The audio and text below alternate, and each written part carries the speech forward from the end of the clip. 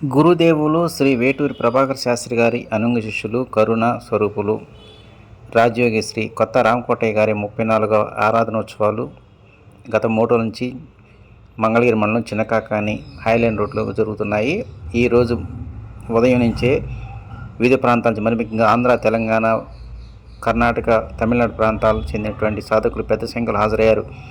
ప్రతి సంవత్సరం ఈరోజు అంటే ప్రభాకర్ శాస్త్రి గారి జన్మదిన పురస్కరించుకొని తాతగారి ఆరాధన కార్యక్రమాలు ఎంతో ఘనంగా నిర్వహిస్తుంటారు.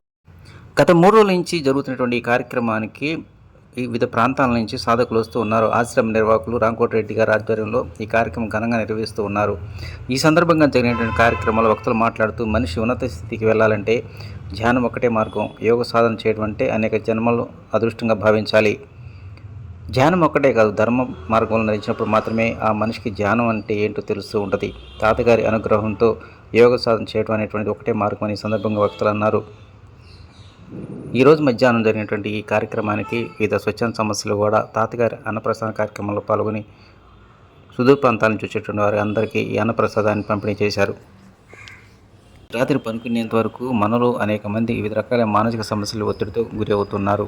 అలాంటి మానసిక ఒత్తిడికి గురైనటువంటి వారు మాత్రం ప్రశాంతమైనటువంటి వాతావరణంలో కూర్చొని ధ్యానం చేసినట్లయితే మనసు ప్రశాంతంగా ఉంటుంది. తాతగారి ఆశీస్సులతో ఈ సాధన చేయడం ద్వారా మనిషి యొక్క ఉన్నత స్థితిని పొందడానికి ఎక్కువ అవకాశాలు ఉన్నాయంటున్నారు తాతగారి ఆశ్రమ నిర్వాహకులు రామకోటిరెడ్డి గారు.